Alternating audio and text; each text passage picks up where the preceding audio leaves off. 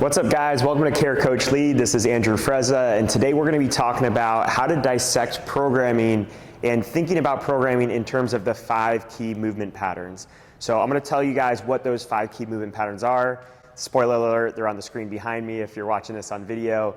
And we're going to talk about why we think about programming in terms of these movement patterns and how you can become a better programmer and a better assessor of workouts by understanding these 5 key movement patterns. Okay, so when we're in a functional fitness environment, we love looking at workouts in terms of the 5 movement patterns because it allows us to make sure that we're creating balanced workouts that are keeping people safe and injury free, not just in the short term, but in the long term, making sure that we're not overusing certain muscle groups or movement patterns at the expense of others.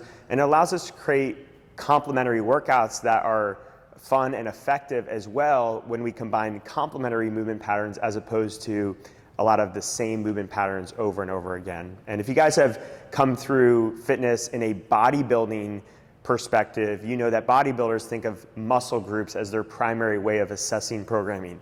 Back and bis, chest and tris, leg day, core day, all those things. And this is actually another way of kind of describing the same thing. When you look at the movement patterns, if we're looking at upper body pushing or upper body pulling, there's going to be a set of muscle groups that will naturally relate to that. So for upper body pushing, it's going to be mainly chest and shoulders and triceps. But instead of thinking in terms of the small muscle groups that we're targeting, we think about it in terms of these global movement patterns. And we can accomplish really the same goal by thinking about it this way. So let's start off by going through these 5 movement patterns. Number 1 is our upper body pulling pattern. All right, so that could be things like rope climbs, pull-ups, strict and kipping. That could be ring rows and bent over rows. Any type of row or pull-up or pulling type of movement is going to fit in this upper body pulling category. Second category is going to be upper body pushing. So this is things like push-ups and bench press and ring dips and overhead pressing. That's going to consist of our upper body pushing. Then we have our lower body hinging, and that's going to be things like deadlifts, Romanian deadlifts, good mornings, kettlebell swings are all going to fall in that category. And then our 4th category is lower body squatting. That's things like air squats, any type of weighted squat, from a goblet squat to a barbell squat.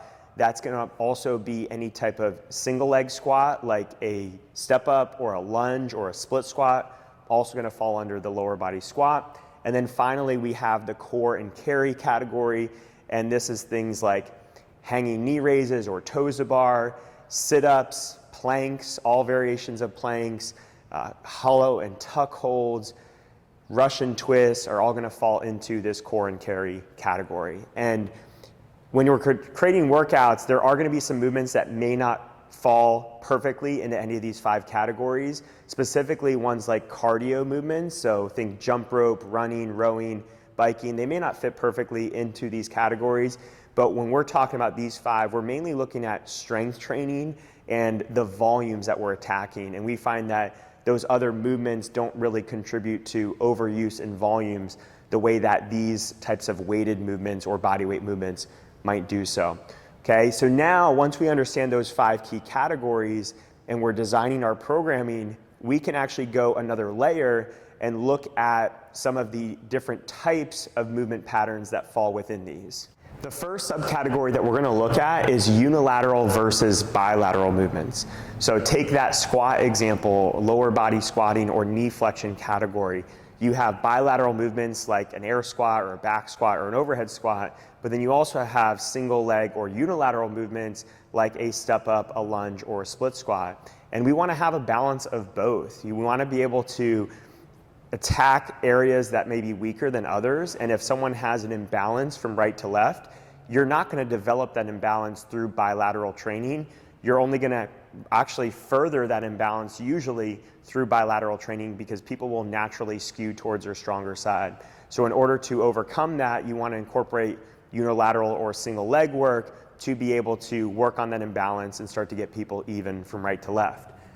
The second subcategory we're going to look at is horizontal versus vertical. And this is going to usually apply to our upper body movements of are we pressing or pulling on a horizontal plane, or are we pressing or pulling on a vertical plane, or somewhere in between, right? It doesn't have to be perfectly horizontal or perfectly vertical, but we want to work our shoulders and our upper body through these different planes of motion for the best shoulder and upper body health and strengthening, okay? So horizontal movements are gonna be things like push-ups or ring push-ups or bench press, whereas more of your vertical pressing is gonna be your overhead pressing. Now there's in-between stuff like an incline bench press or a landmine press would be somewhere in between those. So just making sure that we're hitting different variations and training the shoulders and the upper body in different ways. When it comes to core considerations, this is where you want to think about what are the needs of your clients. And if we're talking about a general population, their needs is we want them to be able to do a little bit of everything. So we want them to be able to create stability in their core and brace and hold isometric positions like they might do in a heavy lift, like a deadlift or back squat, which would fall under one of the other categories, or even in a plank or a side plank, they're holding an isometric position.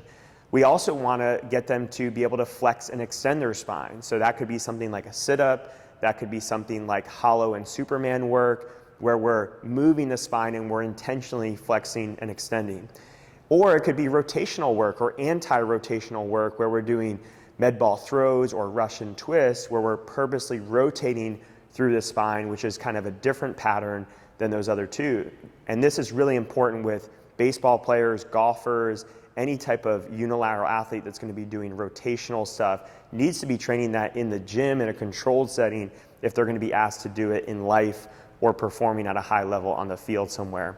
So all of these different patterns and all of these different categories are ways for you to simplify how you assess programming and create programming and give you more creativity. You know, once you understand what the goal is for that day, hey, I want to focus on upper body pushing and lower body squatting, then it gives you the opportunity to mix and match a lot of different exercises, things that you really like individually, to create that stimulus and to create the result that you want to create. So this is just enough structure to give you the creative freedom and still get really great results for your clients while keeping them safe. So if you guys found this valuable, leave me a comment. If you have any questions, leave it below, and we'll see you in the next video. Hey guys, it's Andrew again. Are you a coach out there that's in their first 3 years of coaching or maybe brand new to coaching and you're looking to up your game and make coaching a lasting career? Or are you a gym owner that has these coaches on your staff, or you're looking for a process and a system to develop and onboard a member that you want to bring on as a coach or someone that you want to hire from out of state? Then we have the perfect system for you. So we're going to be launching our next cohort of the Rockstar Coaching Intensive. It's an amazing 12-week course with weekly calls, weekly content, weekly quizzes, and we're going to be able to mentor you guys and help you guys make coaching a career and live your calling. If you guys are interested, click on the link below. We'll be starting that next cohort soon, and I look forward to working with you guys in a nice one-on-one and group setting.